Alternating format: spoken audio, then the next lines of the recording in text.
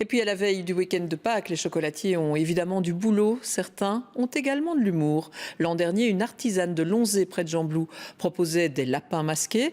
Voilà que cette année, ils sont vaccinés avec de l'Atcha Atzeka. Reportage gourmand tout de suite avec Blandine Rance de Canal Zoom. C'est peut-être le bien le plus recherché du moment dans le monde. Et figurez-vous qu'on en fabrique à Lonzé. Dans la gamme des vaccins du moment, voici l'Atcha Azteca, un vaccin en chocolat garanti zéro risque, zéro polémique par sa fabricante. Un vaccin dont l'élaboration a bien sûr nécessité quelques recherches. J'ai dû quand même regarder sur Internet, c'est de trouver un moule. Donc finalement, j'en ai trouvé un fournisseur aux États-Unis.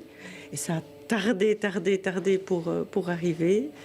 Et puis, bon, c'était quand il y a 2 semaines, 3 semaines, 2 semaines que le moule est arrivé et on a commencé la production tout de suite. Après ces petits retards de livraison, reste à l'administrer. Rien de plus simple et d'indolore, il suffit de faire fondre la seringue dans du lait chaud et de déguster. Les premiers vaccinés sont les lapins en chocolat de Geneviève. Rappelez-vous, la plupart d'entre eux sont masqués depuis l'an dernier. C'est devenu une petite mascotte et un petit personnage qui m'accompagne un petit peu pendant toute l'année, quoi. Donc, et je sais pas, ça a vraiment donné du sens à ma petite chocolaterie. C'est devenu un peu la mascotte de la chocolaterie. Quand je les produis, ce n'est pas anodin et j'ai besoin de leur donner vie. Et en fait, ils disent...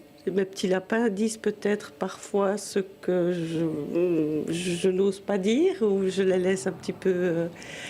je les laisse parler, quoi. Donc c'est un petit personnage. Ces lapins masqués avaient eu un succès fou chez les clients de la chocolaterie. Les médias du monde entier les avaient mis en lumière. Ils étaient aussi synonymes de solidarité, puisque Geneviève Trépand avait offert 171 lapins à l'hôpital de Montgodine et versé près de 3 000 € à la Fondation Roi-Baudouin. Aujourd'hui, la chocolatière veut continuer de consacrer une partie de son activité à la solidarité. L'idée, c'était de produire des chocolats solidaires que les associations vont pouvoir vendre pour financer leurs projets. Donc ça sera tout au long de l'année et pour financer des tas de jolis projets d'associations, d'écoles et de tous ceux qui ont envie de construire à leur façon un monde meilleur. Le projet devrait se concrétiser dans les prochains mois. Son symbole sera la mer du Nord, un chocolat empli de belgitude.